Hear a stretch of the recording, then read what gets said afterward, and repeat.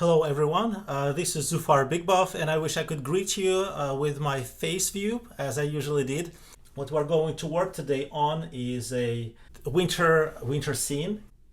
Again, not to rush, I decided that we will do two parts.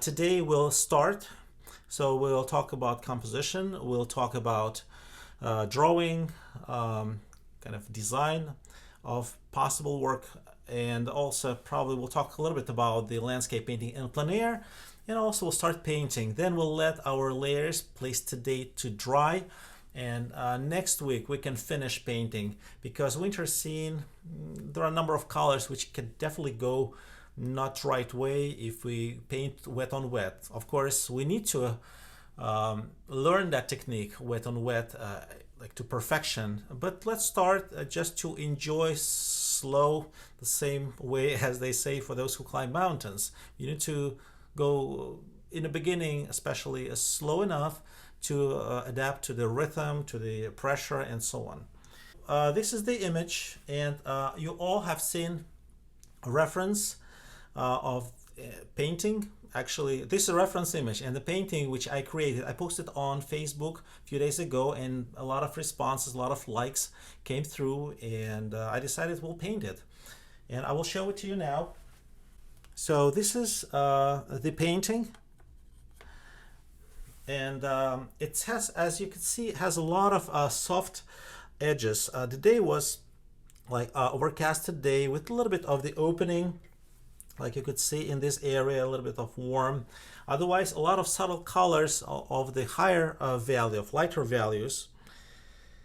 So it's kind of like cooler here, almost purplish, and here a lot of green and warm tones on snow. It's one of the rules actually. On an overcast day, snow looks warm enough. And along the way, along the painting, I will give you a lot of some hints. And so talking about this view, why vertical? Especially all my classes are with a vertical format of canvas, 8 by 12. That's the new format.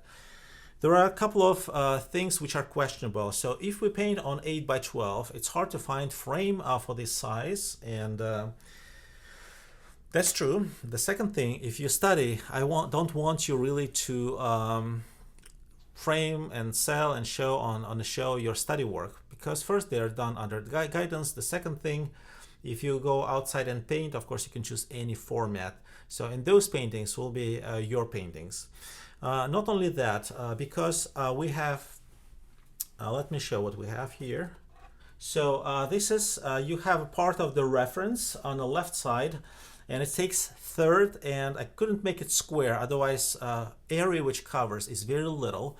Then also in the middle, of course, we have this canvas, and canvas at times could be toned, could be non-toned, but I prefer untoned canvas, especially winter scenes. And also my palette, you used to it as a vertical, those who are who've been watching my webinars for several years, and I still like it. I don't mind to have it horizontal, but thing is that when I travel, I will take just this part with me, just like the right part, and then I'll be videotaping reference, not picture but video, and then I can get those two videos together, my work area and my reference video, and then you will see, understand why sometimes during the work I change my focus. Light could change, clouds may come, so why clouds showed up. Instead of switching you between photographs, you better see the process of evolvement of the scene itself, changing it to better or worse, actually, light condition. And sometimes why we have to stop before we finished. So that is why it's vertical. I was thinking about 8 by 10. It's still not good. And this is, let's say, it's 8 by 10. If we painted this, of course, we could have more sky and could have more of the on the bottom, and or you can final painting. You know, you can look at the reference. It's a lot of space for the sky. Maybe we can remove it and then turn our painting to 8 by 10. A lot of talking. I know I talk. Try to explain myself, and I hope you like it, except of the quality of the sound. So let's get closer to our composition. All right. So here's the view.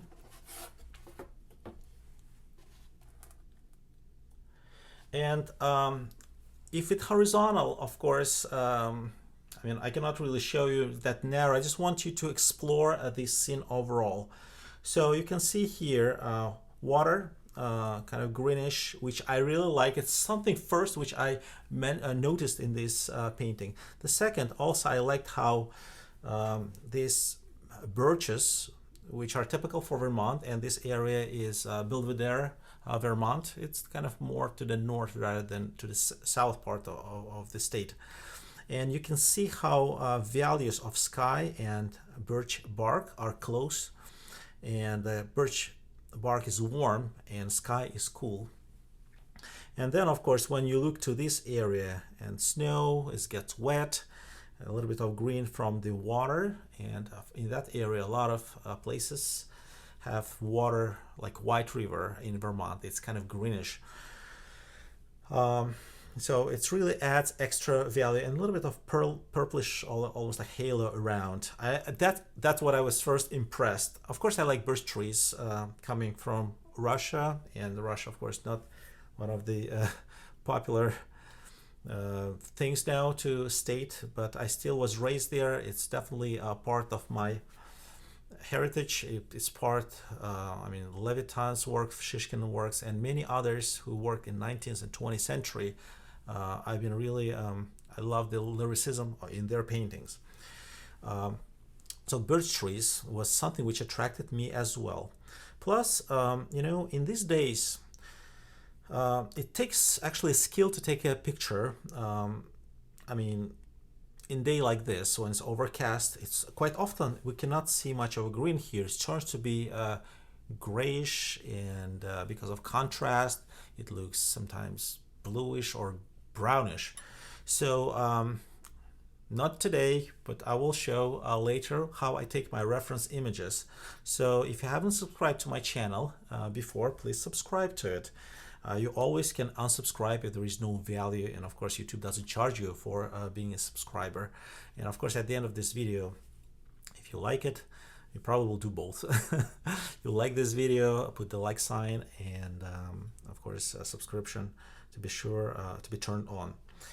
I like vertical format for another reason. I like it because it's easier to create composition. You kind of can squish your like sides and remove most interesting thing and put it like to vertical, almost like stable lines. When they're even curvy, vertical lines look much more attractive than the curvy horizontal lines. You really need to balance those which are horizontal ones, but the verticals really keep painting steady. So I prepared to you, of course, same size. It's hard to find. In fact, I bought in Barnes and Nobles this kind of sketchbook. Okay, and it was 8 by 12. And it's hard to find 10 by 10, which I've been using last year as well. So even though we have paints here, I guess you don't mind, I will start sketching.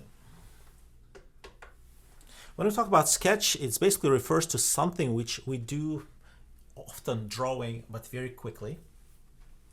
And I will do my drawing right in front of you. It doesn't really have to be kind of perfect when you go and paint outside with color studies, but let me draw for you. Give me a second, I'll bring my favorite pencil. Yes, and talk about my favorite pencil, it's usually pencil 2B, and this is Staedtler Mars Lumograph Jumbo.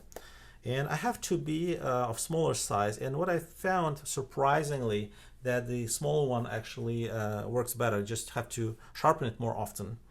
This feels a little bit kind of like a harder, maybe just because of size. It doesn't stay very well in my hand.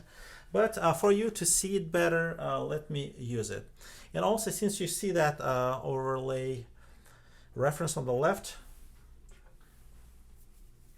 I will be using my reference as well in this area.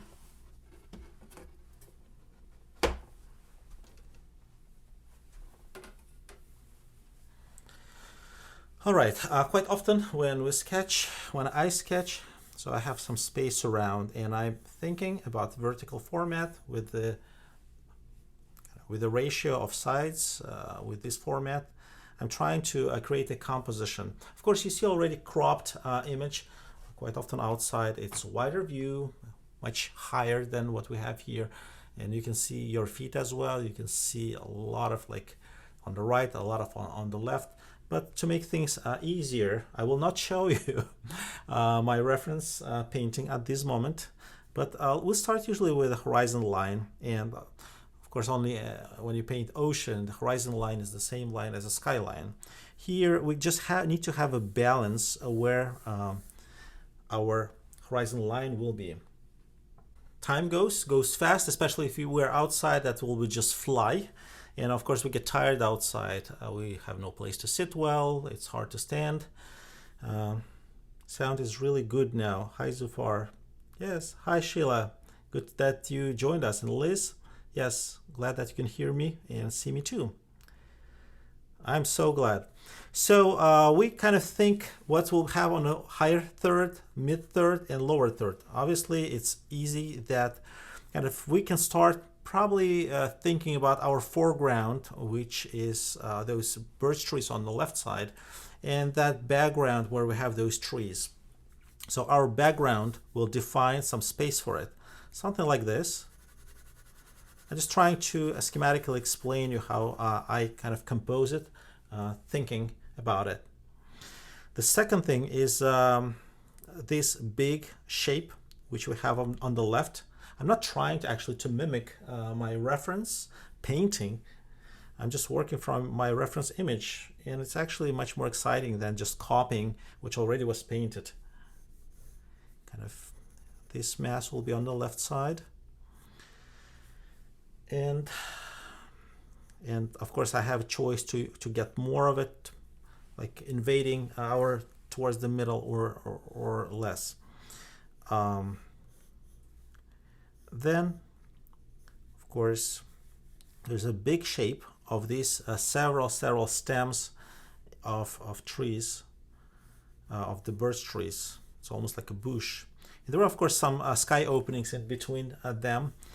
And otherwise we can look at it as some sort of unevenly distributed kind of cloud. So there are some clusters which are more dense, some of them are more opaque. There is of course some sky opening, bigger ones in between stems. We need probably right from beginning decide which stems we're drawing and how many of them. As you can see here, it's probably like 10 of them growing from the same kind of knot. And in my painting, there are only 3 of them. Again, I can show you. You see just 3 of them, and it was enough. Of course, the rule of picking an even number works here. And of course, they're all different. This is kind of like a straight, and it holds the whole structure. This is, even though it's kind of leaning to the right as they are on our reference, it's still because of this strong vertical line plus the edge, it stays well. And of course, the third one is very kind of like winding, and it's really doesn't play a lot of role in balance. At the same time, creates and blends with the texture on the left. So let's kind of think the same way and create a new design, because we definitely have a lot of freedom of doing so. When you're outside, when you do color study, you don't really think about all these compositional things. I'm doing here some sort of hybrid, trying to do better sketch, and then we'll do better color study, which will be a step closer to the final painting. So those who will take my class of landscape painting in 4 steps, which I will publish this week and will run in May. So I will show you what exactly can help you to paint more often, work more often, learn a lot more from painting outside, and of course to come up with better final paintings, whatever you choose to paint for your competitions, in studio, or even for painting your competition pieces outside. So I would do my brush tree like this, one. Second, again, it could be leaning, could be almost straight, but once you have one pretty stable, you can then create some sort of like edges of the vase. It really doesn't matter. Of course, the different distance. I see here looks like some darker tree on the left side. You can see that on the reference.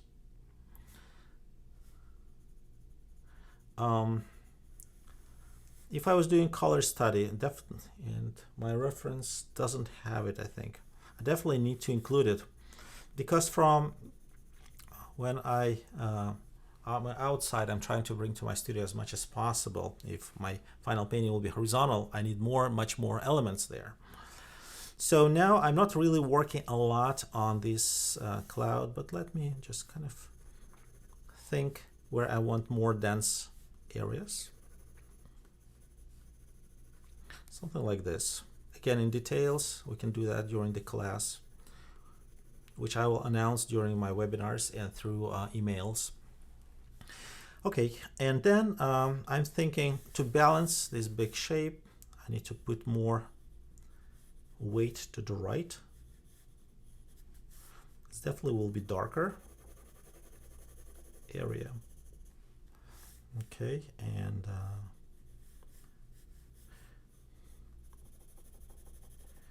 by the way, once you watch this video, then you will see the edited part. Share that with your friends.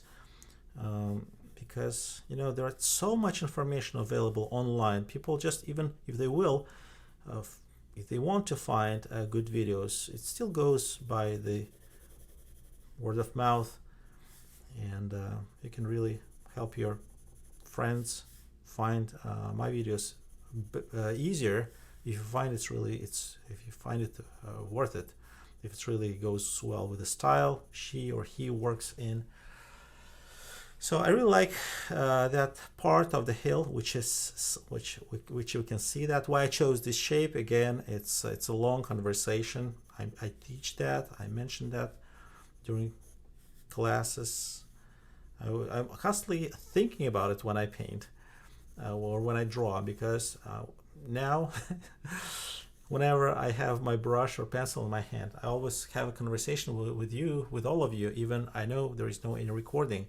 I'm just trying to put into words all what I know, so I can then recall on moments when we have webinar or classes, so or just do recording of online course for your independent study. So you would kind of see a repetition of the same approach and learn it.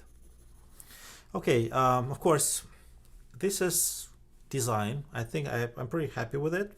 Of course, we have already a lot of solutions.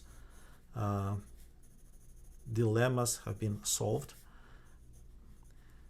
But it's the way of thinking what you want in your painting, how many objects you want, and don't miss it when you're outside. There was some opening of the sky on top, and when I was painting, I think like a sky, there's a little bit opening here, and then everything turned to be kind of like a pearly light. It was some green, it was some pink color, some purplish colors, and of course a lot of brown and dark green. So let's start with this. I will transfer this drawing, not of course with all this shading, but just lines to my canvas. I'll put it aside. Okay, and most of you probably know that I like working with oil pastel. And in International Magazine of last year, I think it was January edition or second edition, it comes out like once in 2 months. I was showing how I use oil pastel in my oil painting practice. All right. So Do we need to do that horizon line now? It's not a bad idea actually, but since it's already drawn scene, approach is a little bit different. We are not making a decision. We're just dividing all our canvas in the same proportions which we already have on our drawing. So there is no anymore looking for, like there are so no uncertainties here, just accurate transfer. Not everyone draw like sketch. They sometimes sketch right on canvas. You will skip it as well probably in the future. I do it because I think it's very valuable step before you're can do like visual sketching. You looked at the scene, you know where's what will be in the middle, or what you should avoid in the middle, what should be on the right or on the left. So I think I pretty much always draw. I don't want to regret that I saved 10 minutes and then kind of made big mistake. When I come to competition, there is no way of recuperate that time which was lost making something wrong. All right, so you could see that, and I'm not trying to press harder because even though the pastel has a lot of wax and I can see lines, at the same time it has a pigment. I think I mentioned many times, cheaper oil pastel is better. You can press harder. Wax is not a problem. Pigment could be a problem. I work quite often with the neutral colors, like with the bronze, sometimes pigment, which turns to be grayish. And the blue is good as well because, you know, outline of many objects in landscape, when it's done blue, it shows a lot of air, feeling, air perspective.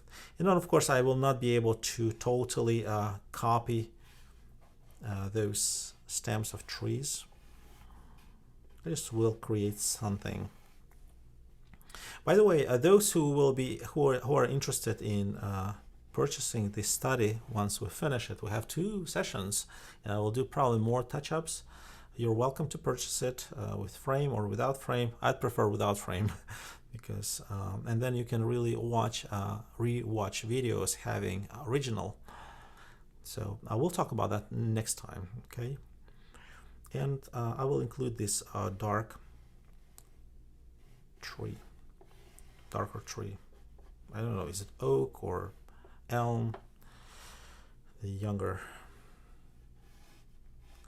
I'm trying to be quite careful with this line because here this edge goes so soft, blending with sky.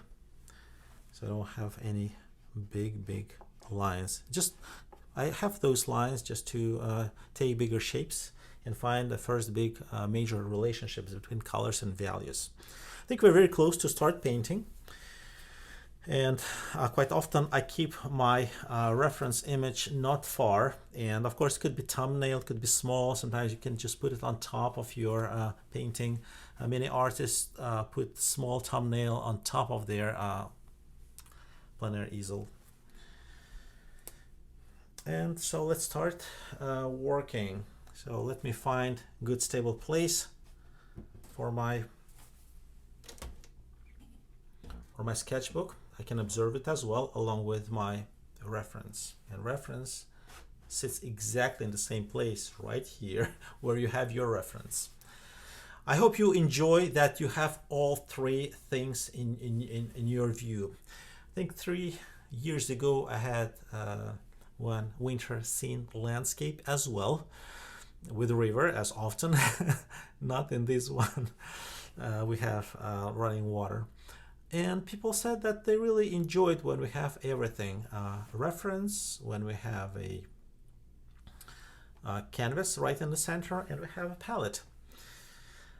Big question often, what brushes I will use. It's also a thing, subject for a good video. I just will briefly mention that you could see that some of my brushes I'm not using. Some like new brushes came to my use since we been doing webinars together.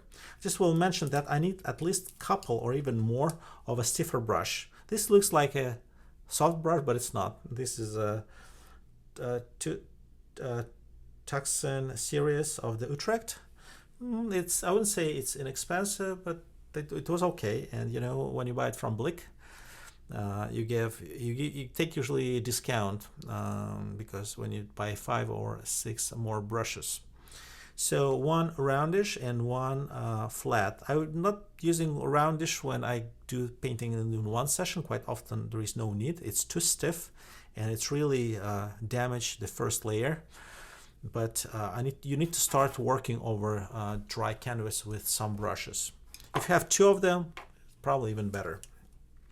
A number of the softer brush, of course, a couple of thin ones, which we need at the end and to sign our painting. There's the rigger or liner, and one is just kind of number 2. It could be number 1, could be 0 of this diameter. I think it's 2 millimeters in diameter at the base of the hair.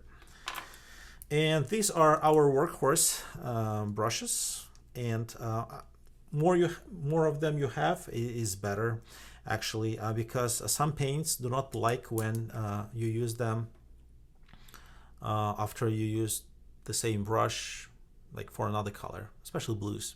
If you paint blue later, like blue spot, and you've been using this brush for reds or brown, so your blue will never be blue. So bigger brush, at least one, this number 6. Most probably useful brushes for this format on number 4s. I have 3 of them, one for green, one for blue, and one for everything else.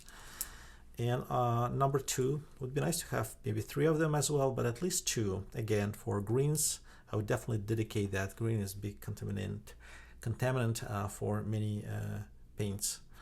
And you cannot leave greens to the end. You try to push it to the end, but it's still, then you come back to or you need to really vigorously clean your brushes.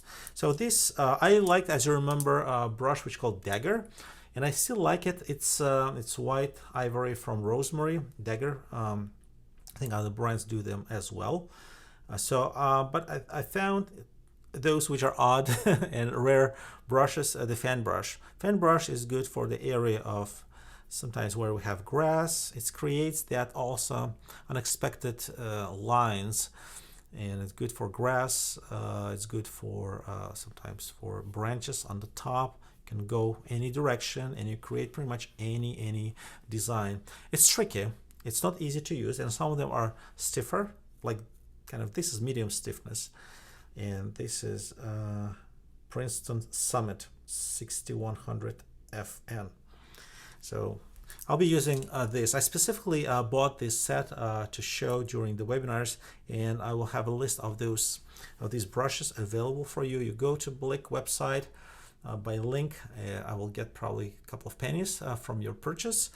But anyway, just for your convenience, you will see exactly what I'm using, and I will try to mention which size I'm using every time I touch canvas. I'll not be able to say exactly all mixes there, but brush wise I'll be able to mention that. And also I have this area on the bottom, especially for my classes, to have some sort of information, so what brush I use, or if I spoke and said something wrong, so you will have some space not to go over the painting, that text, but on the base.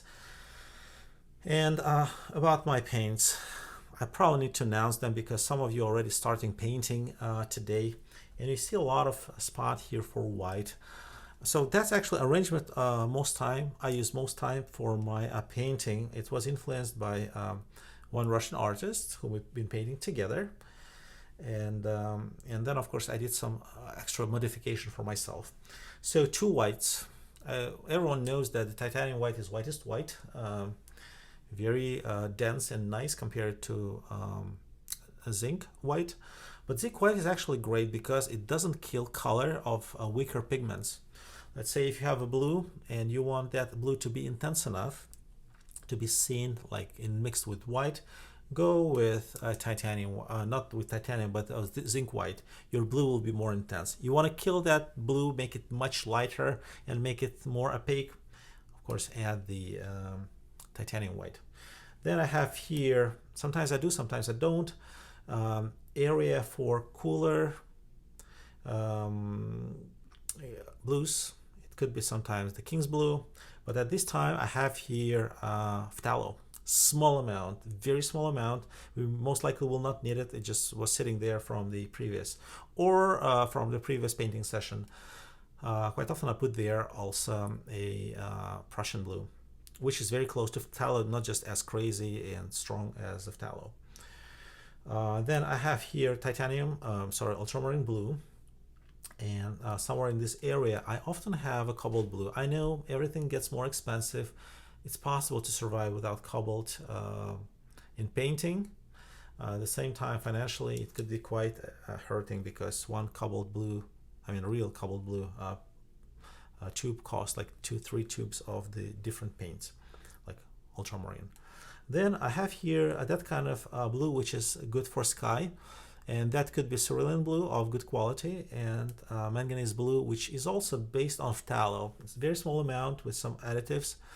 It's good to add it in small amounts. So I put it here closer to greens, because then we have greens. One of them is cooler green, viridian green.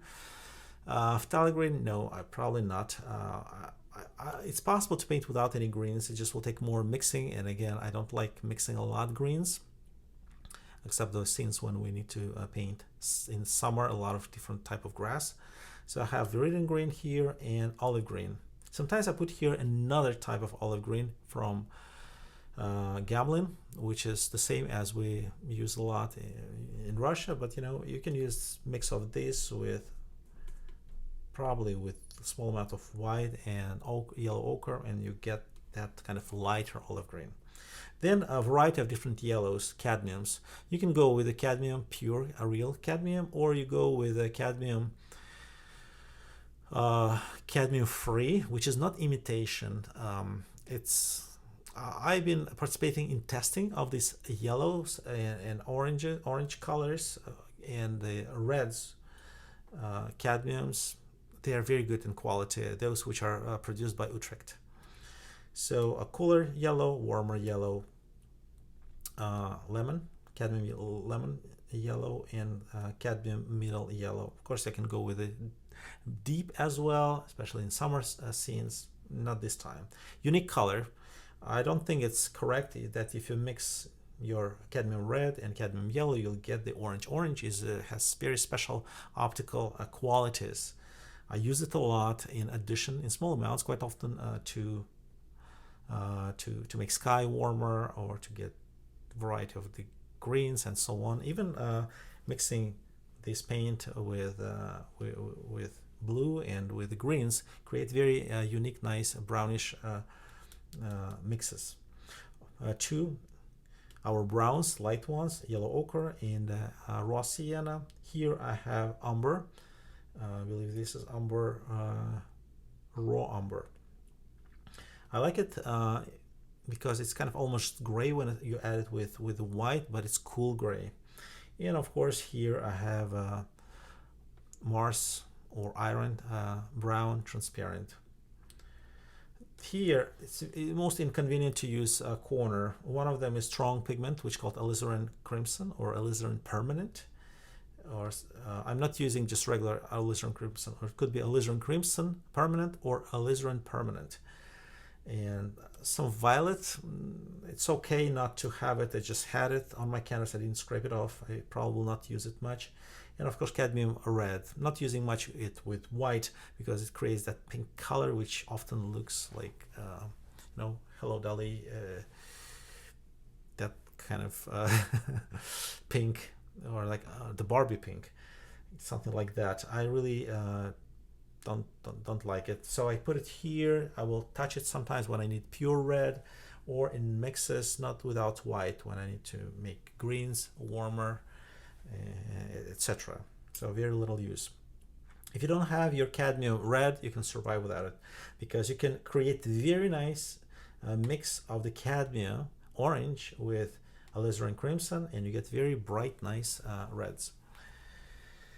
So, wow, we still have nobody left. 22 people as you came. You're all here. I'm very glad that you're here. Thank you for your for listening, for learning, for being with me, supporting me. I really appreciate that. So I guess we can start. I didn't talk about the medium yet, actually. For medium, I like a pasty medium which dries fast enough, and one of them would be the Gamblin product, which called Galkit Gel, or something similar, which I've been using, then I was not using, and I'm glad back to use it as well. It's called Liquid Impasto. So they're very big in quality, and I thought one is more smelly than other. No. So this is Liquid Impasto.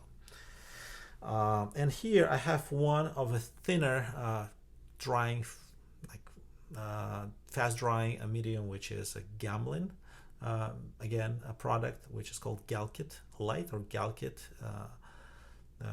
Classic. So that type of thing. It's I put it here. And one in another cup I have, looks like another yellow fluid. That's for cleaning my brush. Of course I could go with a Gamsol or any other odorless mineral spirit, but I decided that I'll be working with Terpenoid Natural. Unfortunately in Connecticut you cannot buy it, and probably in other states, not even, they don't sell it in stores. You cannot even ship it to Connecticut because of the state law of somehow some component there considered to be not shippable. So I bought, if I need to buy it, I bought last time a few bottles of that in Pennsylvania, in Philadelphia, New York, probably even Massachusetts. I think you can buy it there, but not in Connecticut. So a lot of talking about the prep. That's important. Again, I will keep it in this video, but overall I will not be repeating every time. Once we have video online, you can watch it in advance, what paints I use, and I will try to keep my palette the same every time.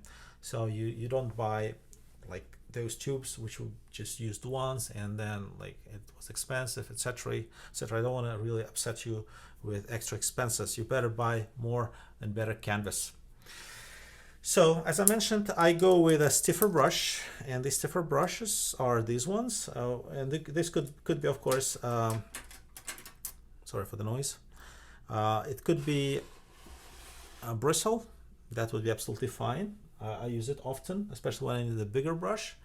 So bigger synthetics rarely are good as a bristle, but for this size of canvas, I use number 4 of stiff hair brush. So first stage, trying to find a major relationships, and of course that would be sky to the woods to the snow, and of course we have pretty large shape here, which is unique, different in values. This part with this part, and this in fact actually, of course, kind of this is cloud is a little bit different, having inclusion of from the color of the sky, and also stems. We can actually add them at the end. I just would like to show you again here.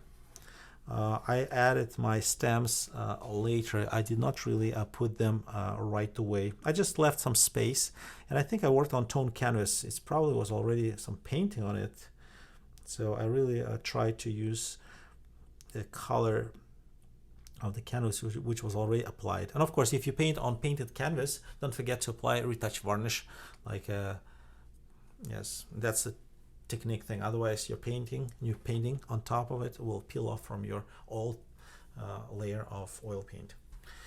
All right, I will not start from sky. I will start probably with the darker areas, and of course that will contaminate my brush. So I may probably use this one because it's not big parts and I really can create some sort of texture. For me, this part obviously looks like olive green with some varieties. And so let's start. And then of course here we have a kind of a raw sienna, and with addition of different kind of like extra colors. Using my pasty medium, which dries most fast, and transparency of olive green allows to use it efficiently on the first layer, and you don't really have to find very complex color immediately because your first layer is the bigger shapes. Try to be correct with the values. When you paint on white canvas, it could be a bigger issue, and if you feel that it's a little too stiff, of course you add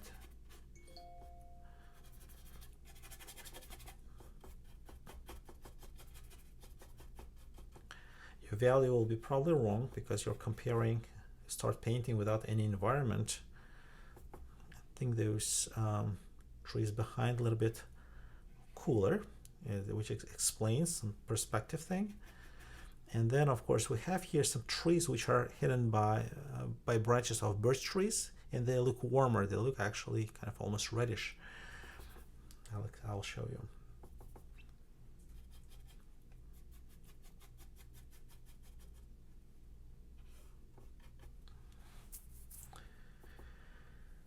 To make this color cooler, and not to make it, in fact that part is actually is dark enough, so we can go not always with ultramarine because it's distant. I don't want to add a lot of darkness.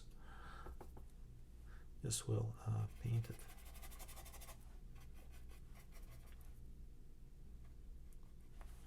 You know, the skyline here, you need to find good shape and a rhythm of it, so it doesn't look boring.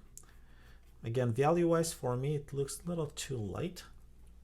But once I paint sky, which value-wise actually is very close to what we have now, just different color, we'll probably correct on top of my first layer in value and color, and of course we'll add some nuances. So what to do with these trees here? Probably create some sort of block. Of course, there will be some interaction between snow, which will probably paint much more accurately over dry surface next time.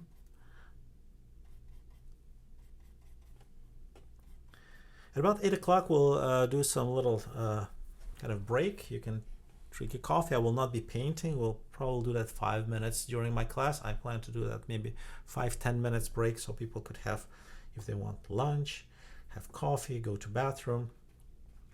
So we'll try to mimic our class schedule. All right, so of course I'm trying to make shape of these trees believable, and you know, tops of the trees quite often is cooler than the bottom, especially that can be observed very well during this in sunny days. Okay, now I think I need to wipe off excess of my green.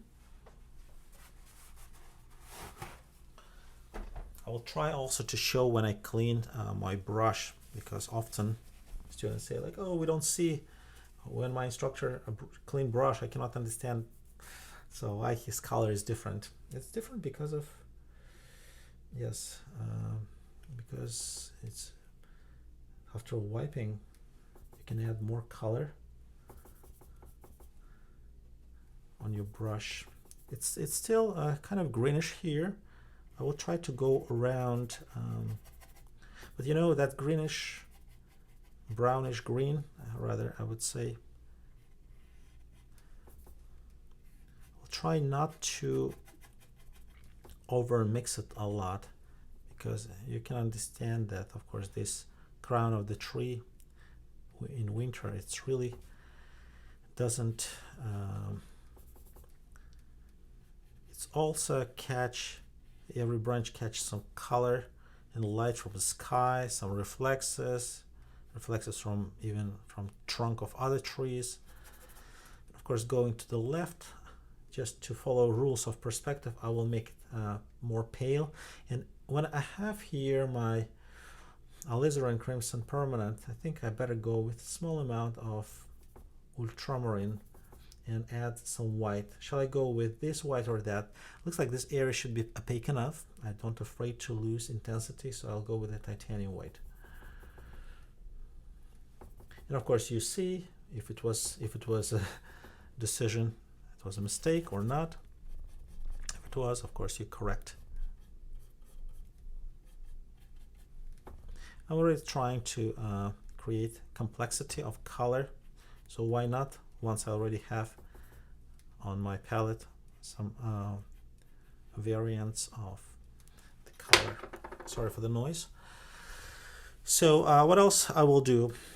So here I have my washing fluid. Since I left here some space, and you can see that color of the and value of those trunks of these birch trees is looks pretty close what we have as not underpainting, a toned canvas, which called sometimes in classic schools it's called imprimatur. Imprimatura, it means, I guess, Latin word, which means, or Italian word, means initial layer of paint, like pintura, imprimatura. I think I would move now here, since we kind of move away from intense green, and I want this layer to settle fast enough, and it has a lot of grass and rocks, so it's not even. It's good. I think we can continue even from the same pile. Of course, there could be a rule, you can mix your paints which are closer to this one in this part, I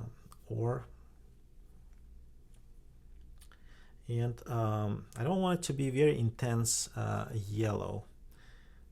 Maybe I'll go with small amount of the raw umber, and we'll go with small amount of the zinc white. I think I like how this looks.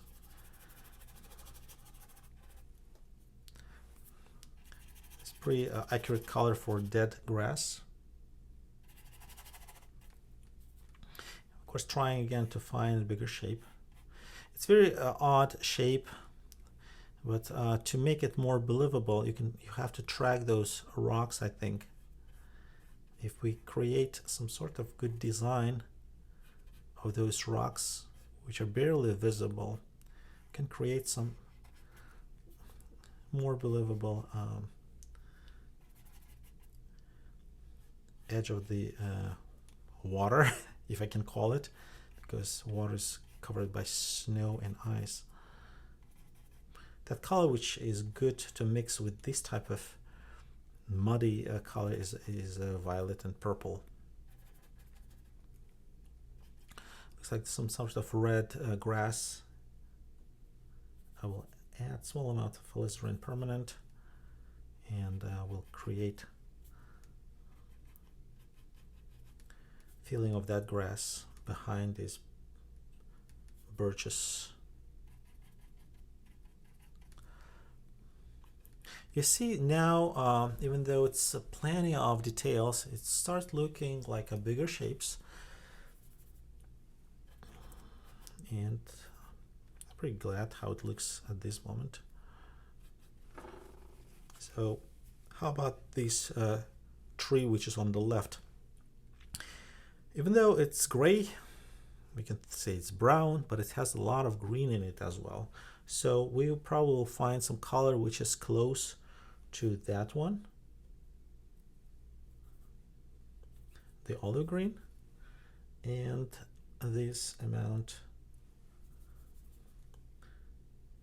maybe a small amount of burnt umber. I will make it, even though our first layer of painting, underpainting, should be relatively transparent, we can add small amount of white as long as it dries fast enough. Every time you apply your brush stroke, you watch, do you have any colors which look absolutely the same? They should be visibly different. If they're the same, it causes some kind of unpleasant feeling of, it raises questions why it's so. All right, and I will probably, before we have a break in a couple of minutes, I will do stems. It should be not just stems. I will add a small amount of orange, small amount of pre-opaque titanium white, and I don't want, of course, it to be orange like this. I'll try to get this fire of orange down with some blue, and this now together look on palette great. Let's see how it will look on our canvas. It should stay warm enough. It still looks warm.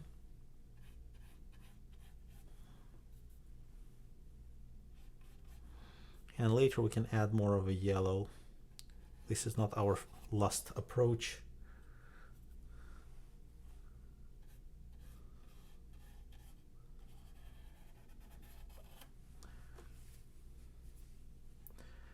Nancy, you're very welcome. I see the thank you for the color tips for permanence and for mixing.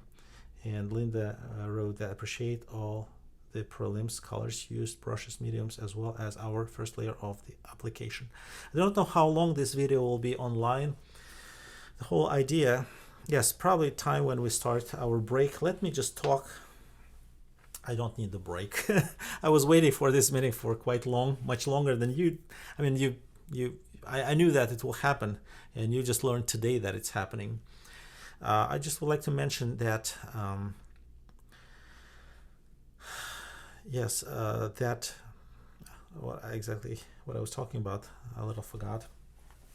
But anyway, I want you to show some efficient way of painting on one side. At the same time, I want you really to get to that level when you paint and you not like just process, because not just first part of painting and expecting the horror of painting second part and not being able to reach those effects which you observed painted by many other instructors or even peer artists, and it's not happening.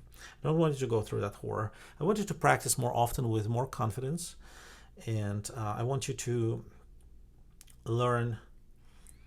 I want you to paint a lot of studies, not trying to. You should probably kind of get normally that ratio, as Van Gogh said. I will paint hundreds of paintings, and few of them will be. Cannot say exactly what he said, but some of them will be worth being shown to others.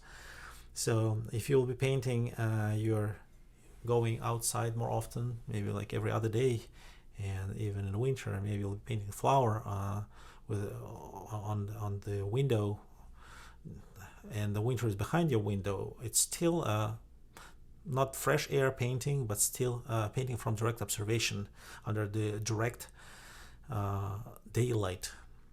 Okay, and then like within a week, after 6-10 studies, a couple of them after evaluation, maybe trying to repeat the same scene, you will think, I think I need to paint a bigger painting of it, and you will know how to do it. So that's the matter of the class. Landscape painting in 4 steps. So next week I will talk about that, and of course I can keep communication through email. Some people like it, some people don't like it. I really appreciate you who came to watch this video during the class, because that really gives me a lot of again, confidence that I'm speaking to people who are interested in listening this, So a couple more minutes, and then we will continue working on other parts. I'm not going to mix anything because I know some people took that break and maybe they're away from their computers, and once they come back, we'll start painting again. If you have any questions, of course, I'm trying to reach to my phone and see our dialogue. I speak and you write or you type, so that works well.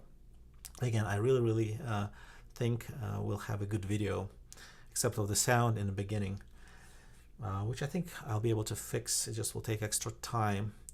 Yes, also after this video or after next video, if you want to support your artist, your instructor, in that email there was very modest kind of offer to support me.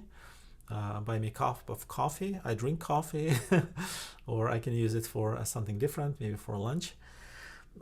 That I really appreciate if you support these videos. My intent to spend hours and hours in preparation, thinking, and doing a recording, and then later for editing. You can buy several times, maybe not. I will see. But anyway, if you consider saying thank you, it's right there.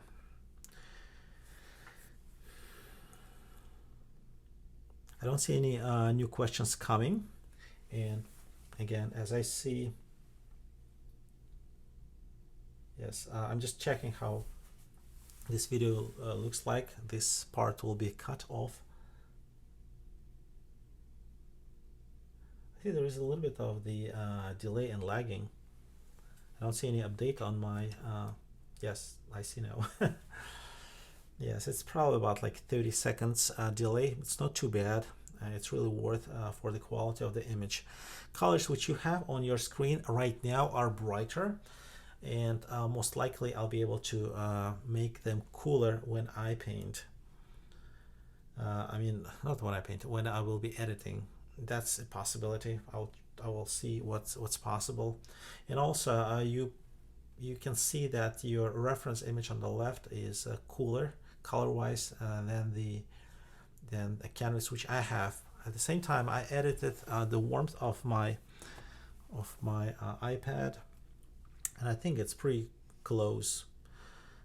If you compare greens, their temperature is very close. It looks pretty nice and comparable. So I should mention, when you paint on toned canvas, a number of artists, especially those who paint portraits where the color shift could be a little painful to change and repaint portrait is a big problem. So they paint on canvas which is not cool but not warm either. It's really neutral color, so they would probably use a little bit of the umber, natural raw umber. Sometimes even add the ultramarine blue, small amounts, because umber really kills the intensity of the blue. And then they tone canvas. I paint with a warmer tone canvas, not to go to excess of blue, which in winter scene is really easily can be overused, over intensity of the blues. In overcast day should be okay. And also it's nice to have that color, warm, cool effect. So if we apply on warmly toned canvas cool enough colors, and we keep that in mind that we have to do it, so we'll create that kind of balance. But first layers, before we apply it, any cooler colors, so these we just subjectively take them too warm. Okay, it's time for this area of the clouds. I think we had a break for 7 minutes.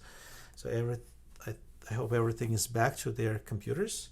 And I will use my bigger brush, because to go with a smaller, I think I'll get too much texture. So I try to keep my paints as long as I have a lot of space around and not getting lost on my palette. Its palette is also as a canvas. I mean, this area is not 8 by 12, it's probably 7 by 11, but it's still, or even like, yes, I think it's 7 or 6.5 by 10.5. Well, I think it's quite comfortable, especially for travel. I'll be able to travel with part of this station, which I create specifically for my lessons. I hope you enjoyed. So I have here color of my tree trunks, and what I have here over the cloud, it's more reddish, greenish. It's a mix, and we'll need to return to correct that part more and more often. It's a difficult part. I should mention that I'm not going to any phthalo. That would be too dangerous. I will go with our, I would say, favorite color, which is ultramarine blue. And this is probably one of those occasions which I will try to mix with that color with cadmium red, small amounts. I use, but I try not to use it during the classes. I use paint which is like terracotta, English red, Indian red. They're very good, but again, I think it makes too busy environment for you to keep track, and we can live without it. So first layer should be kind of very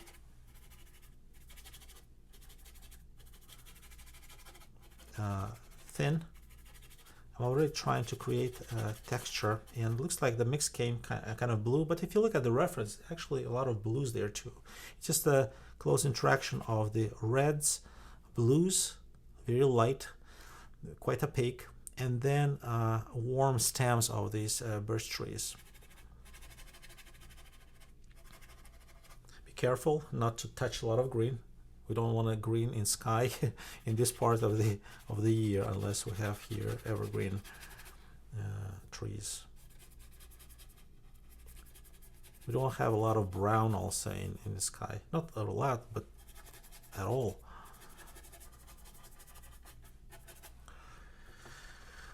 First, I'm kind of making it wet, trying to remove canvas which is open and value-wise not accurate. And now I'm trying to squint and look at my reference to see how far I'm from in value from what I have here, because adding color is one thing, but changing color and value at the same time is much more difficult. And this is kind of tricky area. So I'll need to alternate my brush strokes. You can see that different artists really solve this issue of this part of the painting absolutely different way, like more or less abstract. Some of them are going like really as a restorers. They work with a small brush and create every branch. I'm not really a big fan of that type of painting, even though it looks pretty impressive at times. I will try with a softer touches. Actually, why not? I'll be using my fan brush and I will create that texture. At the same time, of course, not trying to mix it and polish it. This is not wall painting. Painting walls should be even, but this type of painting, we need to show variety of texture and color, so like patchy appearance, but it should represent what we paint. I think we need a little bit of more of a red here in this part.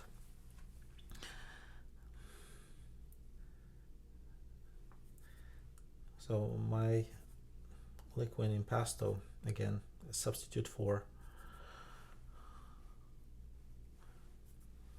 Galkit gel, which I use more often.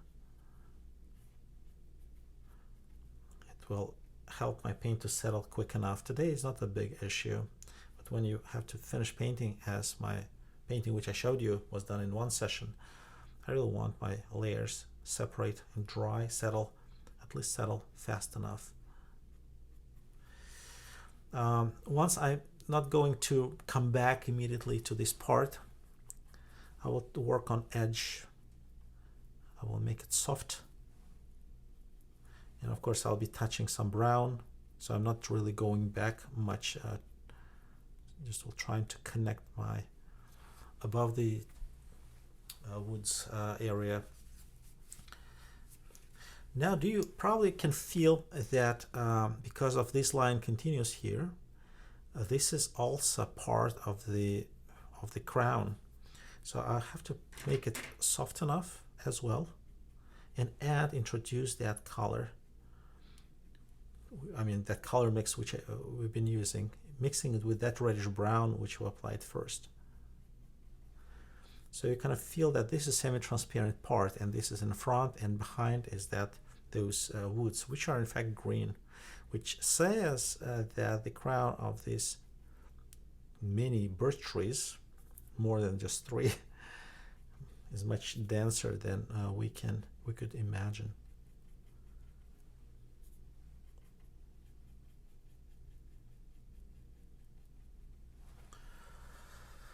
All right.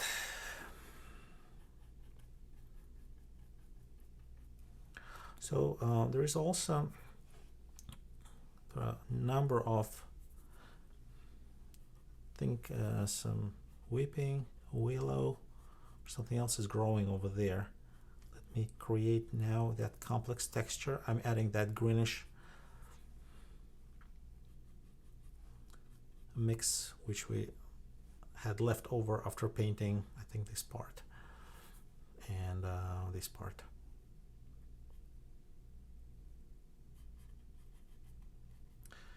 It's always a question, shall I do it now or shall I do it over the dry dry surface. It wouldn't be a mistake that I will apply very thin a layer again to show again where the stems of my birch trees are.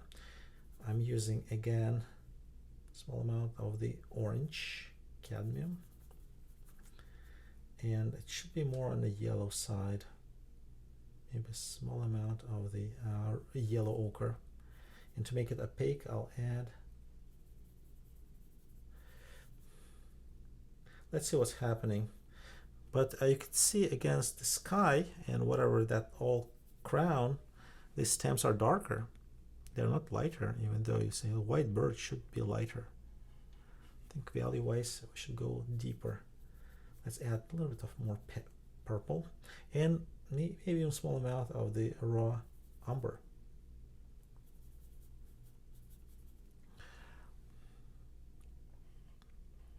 So that yellowish in connection with the blue start looking almost like greenish.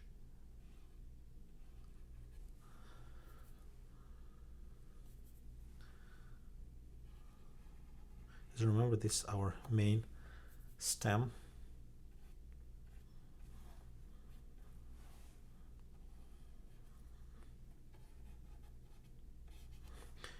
Yes, I think I'm not getting a little bit of that effect, which I didn't really want to scrape off. So if you put your brush like more horizontally, and that allows you to press less on paint surface, which is fragile. I mean, our first underpainting layer.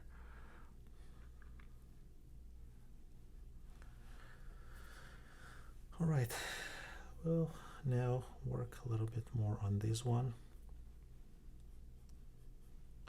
Kind of almost like correcting our drawing, our design part.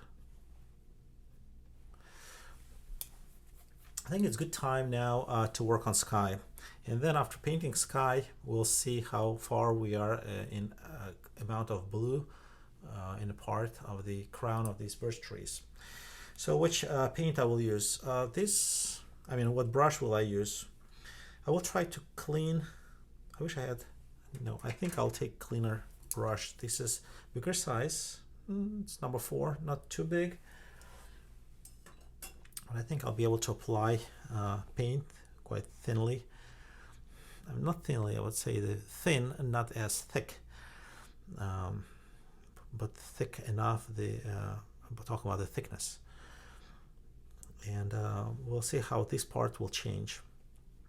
If I feel that overall I got too much texture for this part, for where we have these greens, I will not touch with the green actually there yet. I always can add it later. And I see value-wise, I'm not very accurate. I just want to make it a tiny bit softer. Okay, time for the sky. I don't need a really intense blue here. I think I'll be good with titanium white. And what color is that? I think it's definitely coming from family of the ultramarine blue. And now we need to add some colors which make it purple but not intense. Of course, not going with alizarin. I will try to go with cadmium orange just to try. And if I don't think that it has small shift of purple, which I'm looking for, I will add maybe the cadmium red. And when I paint sky, I will not try to make it bigger shape of the same color. I will, right from beginning, will try to create that stretch of color from kind of lighter to dark, and then the base of the clouds here, you see there is a warm, like almost sky opening. So I'll try to this big shape to paint appropriately right from beginning. It's relatively flat, so why delay some parts of approaches in painting, because while we have some subject which is not very difficult. So I squint, and I think if if I compare this to my reference, this is good and close enough. If I compare it to what I have here, maybe it's not dark enough, which tells me that I probably will need to work more on this crown. I will use my feeling how I compare to my reference. This is value and color wise pretty accurate.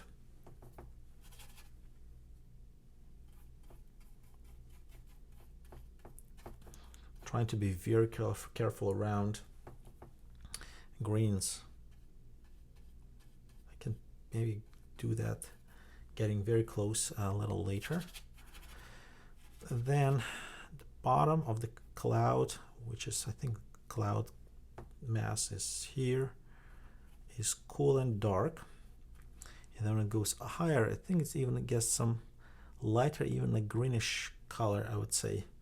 I don't know, can you see that on your reference? But I will definitely can make it lighter, adding white, and make it, I think it's green and pink at the same time. Maybe it's time to add small amount of the cadmium red.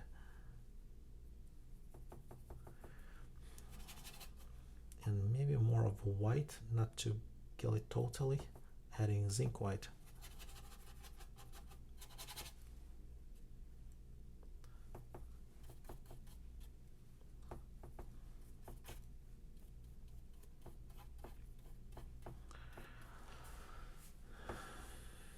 If I need to make this part cloud warmer, yes, I would not go with the yellows because then I'll have some green part, which is on clouds. Green doesn't look, except even though I mentioned there is small spot look for me greenish. Do not know is the sky opening or something. I'm not going to do that. I'll add more of a white on the side, some amount of the cadmium orange, which is intense. Get medium, and we'll try to add tiny bit different by value and color paint mix.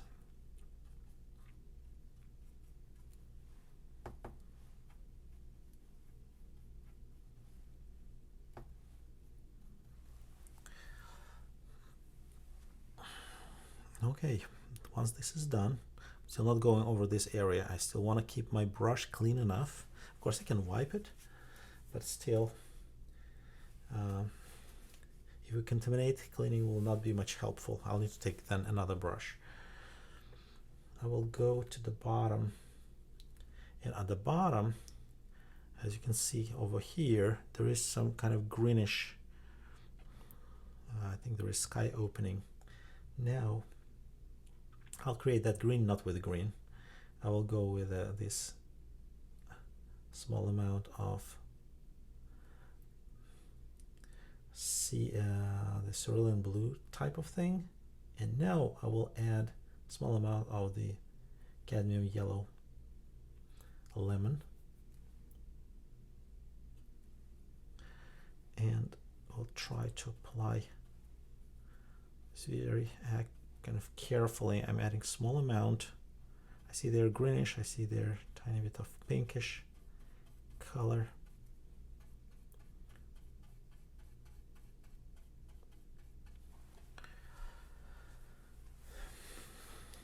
I think for this layer, this seems to be pretty good. I don't want to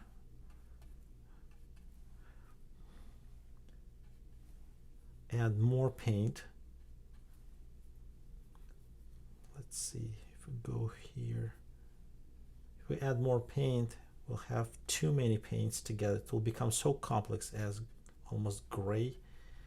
I mean, just really gray as gray. That's nothing else. Well, my paint is still wet.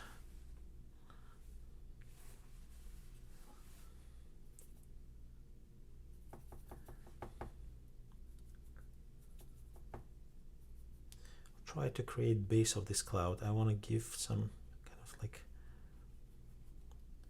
volume, three-dimensionality.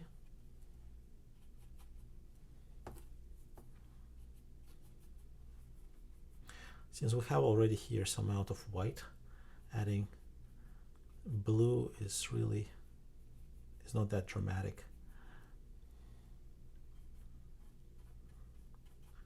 It easily mixes with white, titanium white, and gets blended. And when we paint similar area, almost like small shadow,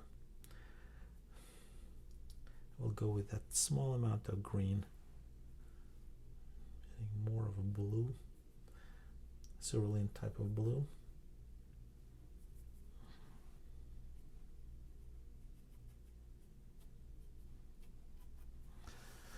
All right, I think I'll keep it like that. Shall I add pink there? I think for me now it looks too green. It's not lemon, it's like leaning towards the lime. Okay, let's get opaque mix, titanium white, small amount of cadmium orange, and it's almost pink. And we'll diminish amount of green, maybe just like almost to create feeling that it was just edges of clouds.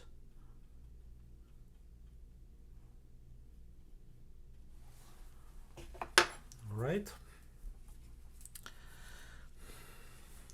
Looks like this area really calls for extra value. I still have my brush. I did not clean it totally. I will work a little bit more on value part, because for the first stage of painting, underpainting, we really have to establish value relationships and the general relationships of colors.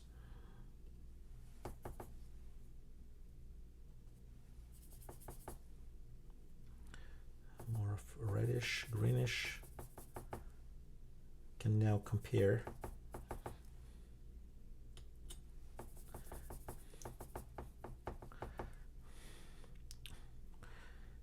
I will go with my fan brush, I think, a little later, and I think I already got some green on it. So it really do very light touches here. Again, there are some sky openings, and create this texture is one of the most difficult things, I think, in entire painting. To create that design which makes painting look almost like decorative. Again, looking here to this reference, I found it somehow. I did not dedicate a lot of space as in this painting. So we'll need to probably go back and forth with the second layer of the sky. We'll create those sky openings, and we'll keep still visible uneven branches, like cross distribution.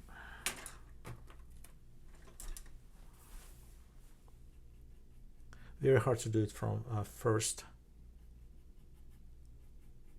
But again, let's work on value.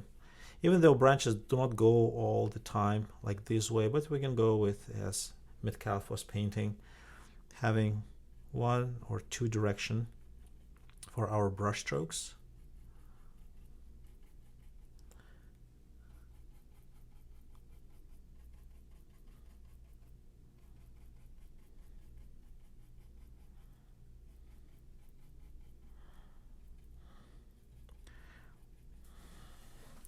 Squint often. You probably notice that in this part, I notice it, and you on your screen, I'm sure you will be able to see. It's more dense on this side, and it's not even that blue. I have to add there maybe more of a red and green.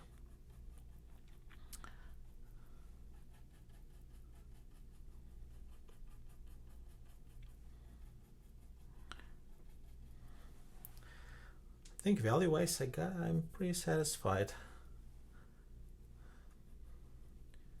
If I add small amount of color, just to try, color of red, small amount of the alizarin. I even went with alizarin.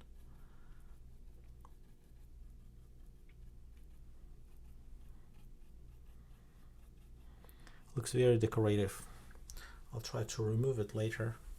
Most likely it's not going to work very well, but I will need to find that balance between decorative view and the very realistic view.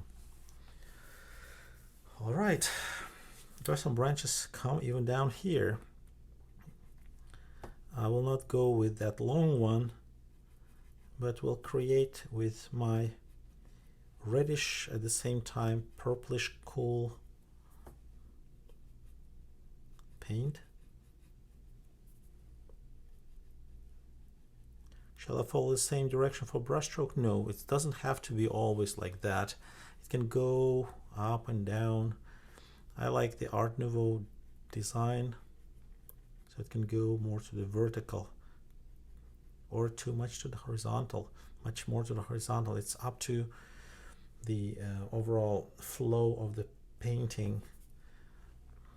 Depends with which speed you want a viewer's eye to move along those lines.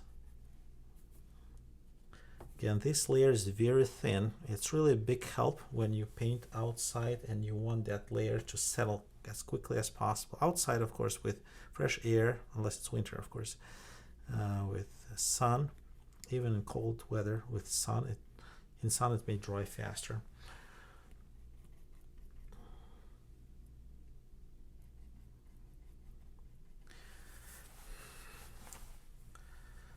All right, I see this is way too green.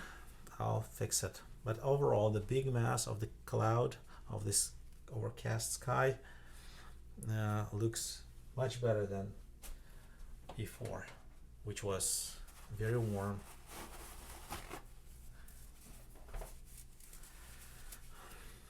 So we definitely need here some green, huh? Before we go down, I will try to fix values here. You definitely see that the values are not accurate. Even though this is my first layer of paint, I don't want to put too much texture. So I'll take smaller and medium soft brush, not very soft, which I'm not using for oil painting, but not as stiff as bristle. So this is okay. This is synthetic, which is medium rigidity. And I will go now with paints like Mars Brown, transparent. And instead of adding this to olive green, I'll try to work with, let's say, Viridian green, which creates very color intense.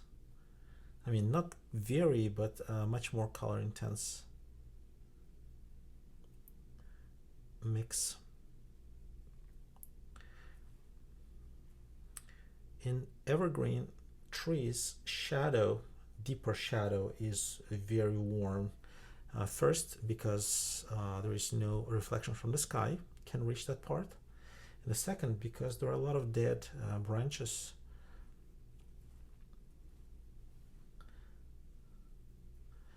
And it's just brown there inside. That is why it looks warm, more of browns. No blues at all, and no purple either, unless it's very distant woods.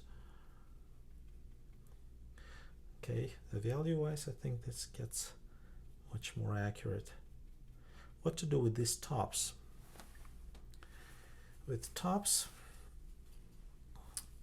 they are classically considered to be cooler, and we'll make them cooler, at least for now, and a little bit lighter than the bottom parts.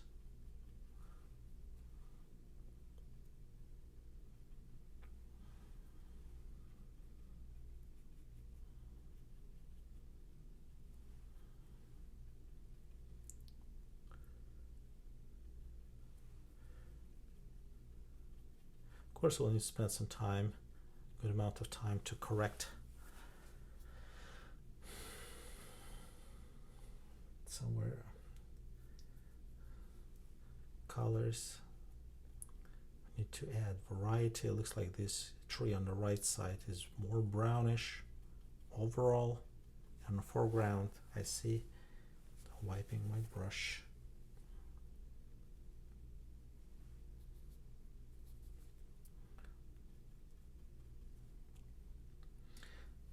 easily gets mixed with those paints. So I'm adding some even cadmium lemon to go over olive green to make it lighter and more color intense.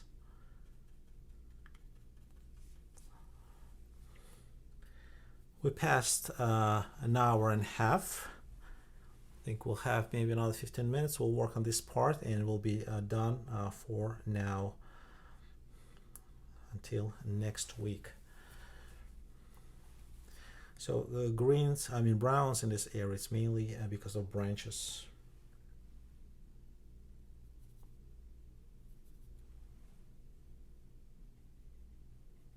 Adding orange color and we get quite complex, nice brown. Trying not to touch a lot of the sky area where we have plenty of titanium white.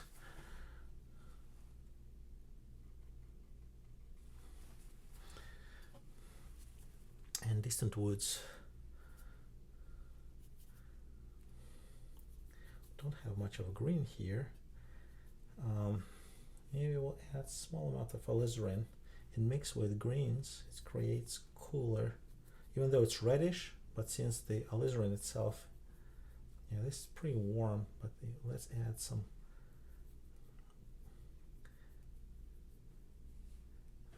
almost gray.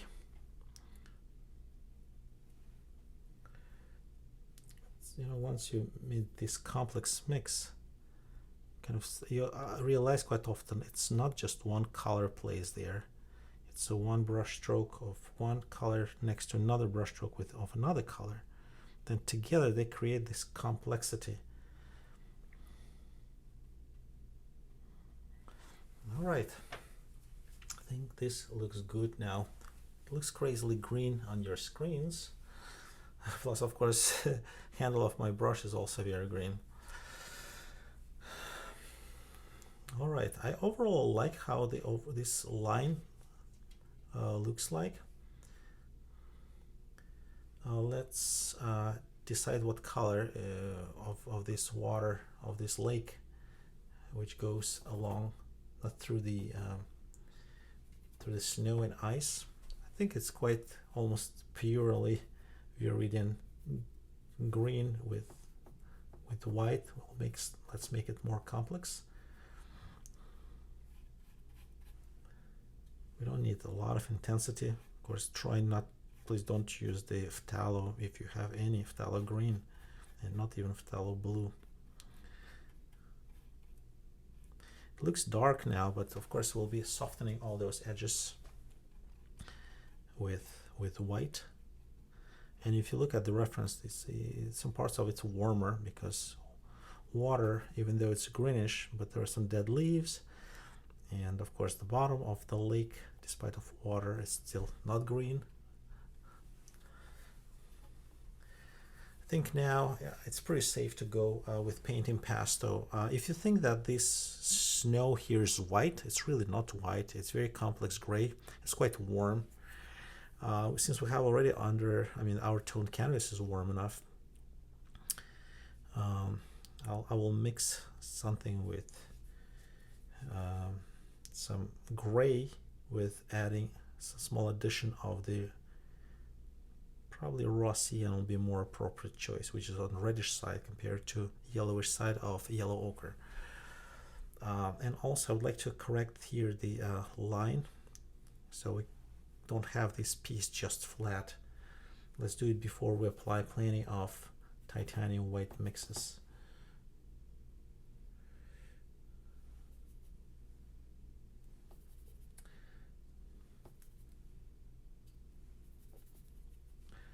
So I got very cool gray, adding small amounts maybe to make it purple. Small amounts of alizarin, which creates purple, which is very nice, especially when it's clean, to show shadows under these dead grass edges, or even casted shadow from tree over this over this dead grass.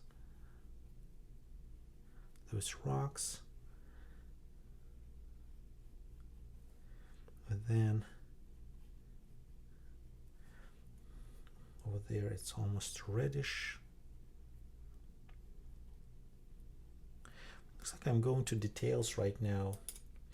You know, it's many parts are really hard to say. Are them really details or not details? Shall I paint them or I should not paint them? It depends on situation. It depends a lot on situation.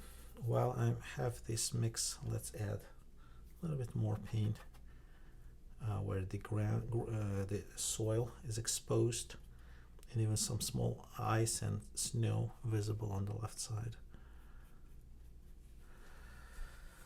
All right, I don't think I'll be using this brush, and this is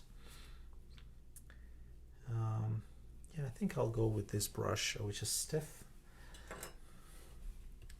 It really doesn't matter what brush I'm using here. So as I said, it will be a warm enough mix with small amounts of maybe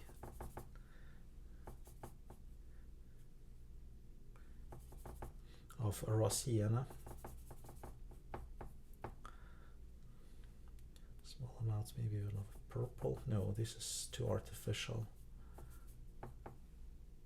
It's more important that you don't really create one mix. You create few very close in color mixes, and then once you apply it, then you add other colors on top of it.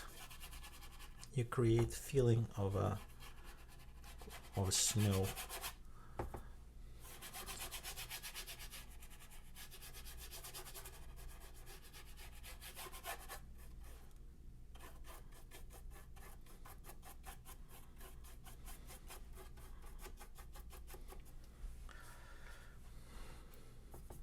Of course, this mix, which is transparent, looks too warm, but before we start adding cooler color on top of it, let's finish a bigger shape. Let's finish covering it with this major mix.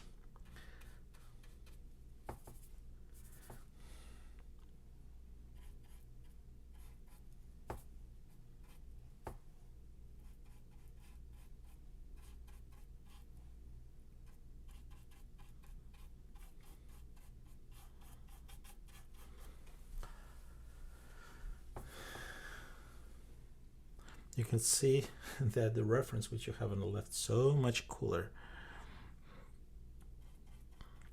It's impossible to get.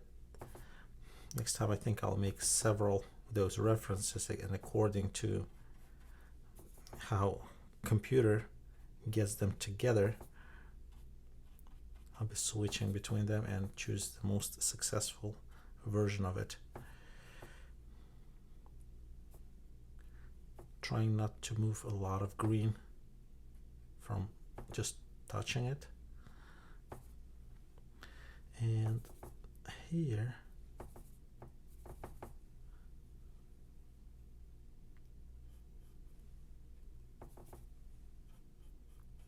I have plenty of time before next week's session.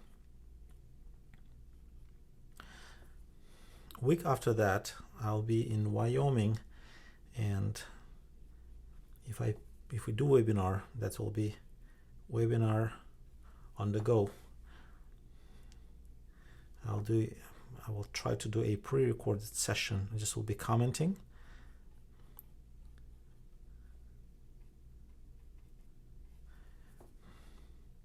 And I did that before, you probably remember. Sometimes talking and explaining things could be more efficient when things are pre-recorded, as long as I remember exactly every explanation of those moves. I'll take another brush just to add more of a white if I squint, it looks like that the area is dark enough, and what's white is this almost like a S shape. And of course, even though it's whiter, definitely not a just white paint. I will create a variety. I'll add small tiny amount of of cadmium orange. If it's too much, I have to add small amount of blue. Remember, it's really gets the fire of the orange down quite quickly. I think it looks too pale.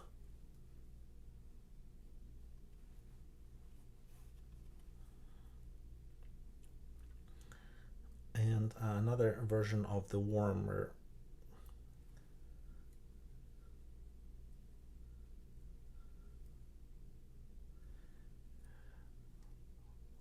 white will be adding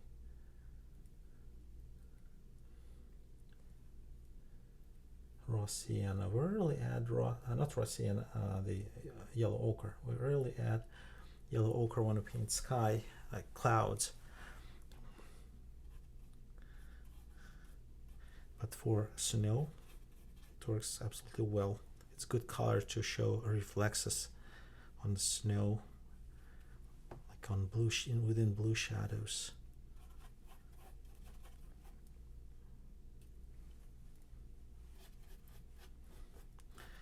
I'm getting too uniform. Let me add small amount of alizarin, the Evergreen.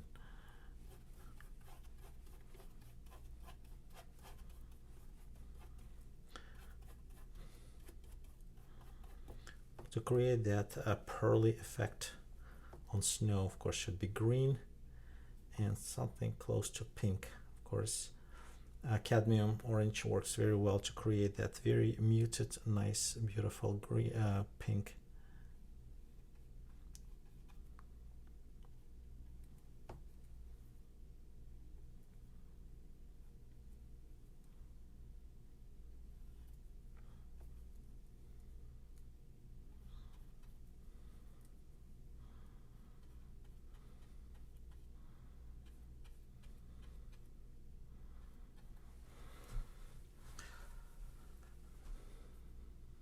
Between branches, snow is very unlikely will be very bright. There's just some spots here and there. I'm not going to that part very deep. I just see a little bit of snow on top of this little hill. Little part. When you're on color study, when you do, outside painting color study, try not to be distracted by imperfect shape. I went through this many times, and I know it's a mistake when you correct the shape. The outside painting goal is to get something which you cannot get from photograph. Colors and values, big relationships, small relationships, those tiny nice details which you will miss on photograph, which have unique color, like special color of the branches of trees. You see them on photograph, they look grayish. When you go outside, you may see much more clearly that color.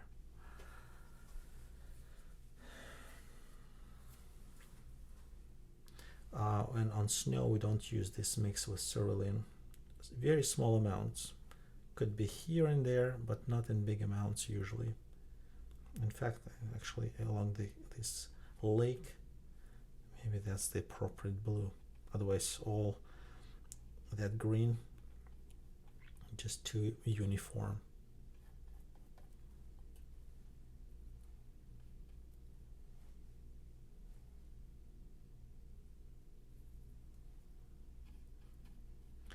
Here it's kind of cooler. And then that edge is warmer, but that's details. It doesn't mean that you should not pay attention to it, but maybe not at this moment. I think we did very nice blocking under painting stage. If you feel that you still want to do something, quite often it's time to soften some edges, taking different brush, even a clean one, and connect it. So you don't need very sharp edges on distant objects.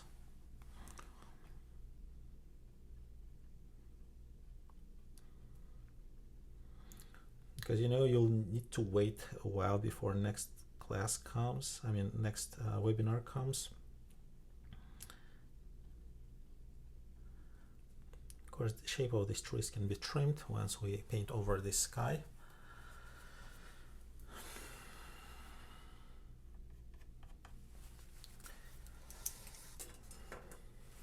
Okay, I think we did very well for now. It's 8:50 or 8:51. I would like to show you one more thing. I wish I could cover this so you could not really see all this in front of you. I have something to show you. What I have ordered recently is prints from company which works with my website, web builder. And I want to open it in front of you. I haven't opened it, so it will be a surprise for me and for you. And it's available. One of my, I think, most interesting paintings which are sold are available to buy as prints. And first, of course, originals are not available. That's the one thing, but prints are available. The second thing, of course, it's much more affordable, and it could be also ordered with frame of your choice. All right. Let me open it. So it comes, the print on paper comes by first class package like this. It took me about a week, maybe 8 days before it arrived.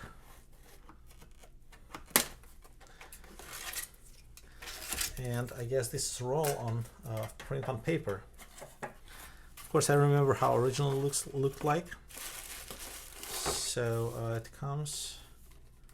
So it says my title of my painting. Looks pretty neat.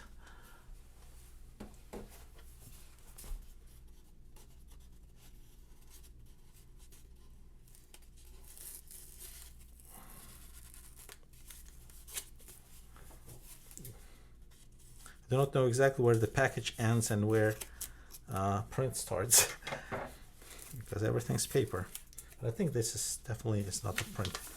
This is a slip. All right, one of my favorite painting of those lilacs in Pennsylvania, like in a Riverstone little shed or barn, smaller one. And thank you for your order.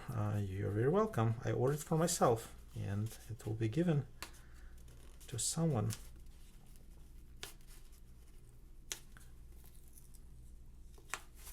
Looks like paper is good.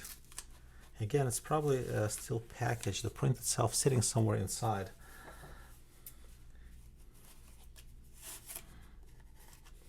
Don't want to rush and damage it.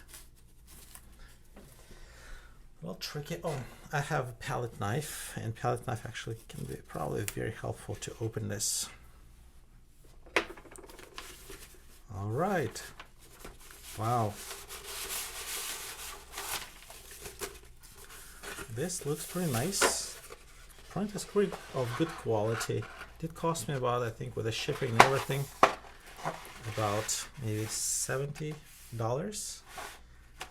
And I'm pretty pleased. Pretty accurate. And value-wise, wow, I really love it. So I will frame it. I think I will put the matte. Of course, first I need to make it flat. And it's 11. Yes, I think it's 11 by 14, exactly as my original was. You can see every brush stroke here and all those muted colors. I'm very pleased. And of course, there is my signature on the bottom. All right, yay, something new. So again, if you like this painting, you can order it as well online. It's very easy.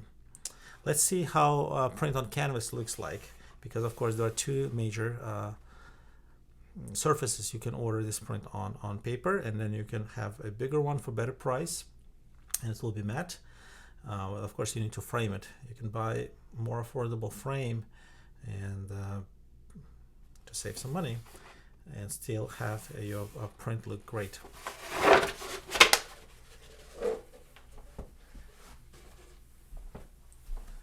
By the way, let's see what kind of paper it was.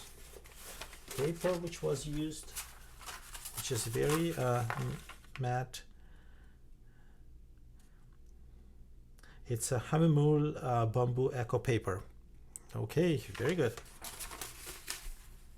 And the second one here is a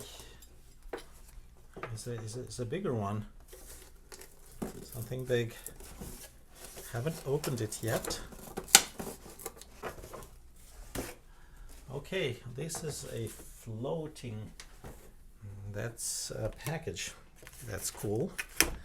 So it doesn't rub when it sits there. I never packed my paintings like this, and I think it's something new to learn.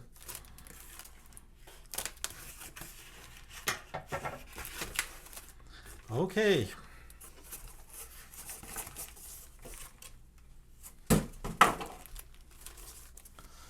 Wow, it's another painting which I really like, and that's the painting, like Son of the Son of Maine. It looks pretty accurate. I'm glad that I ordered it. Yes, original was like 20 times more expensive.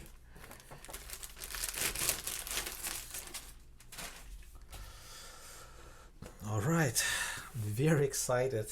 Actually, it's a, I think, satin surface. There are a couple only choices which you can order, and I have white edges here. Looks very neat. It feels very well, and of course it's cotton, special cotton for prints, and it's archival print. So if you want to show your painting, have your painting hanging without any frame, maybe you can have like a sides. I think it's called a mirror, so it will have some color on it of the adjacent areas. I'm glad that you've been with me today. Again, if you have any questions, you can ask me through my website. Through my communication box on the website, or through this email. I think we're done for today. So it's 2 hours session. Let it dry. Put it in sun. If it doesn't dry well, if you apply pretty thick layers, you can also work more on your underpainting level or blocking painting level. Just remember that it should be done with a thinner paint, usually with not a lot of white paint, and we are finding mostly relationships between colors, values. And if you'd like to thank me, you can buy my print. Appreciate that, and they find a way to thank you through words, through purchases, through signing up for my classes. See you next week at 7 p.m. next Thursday. Thank you.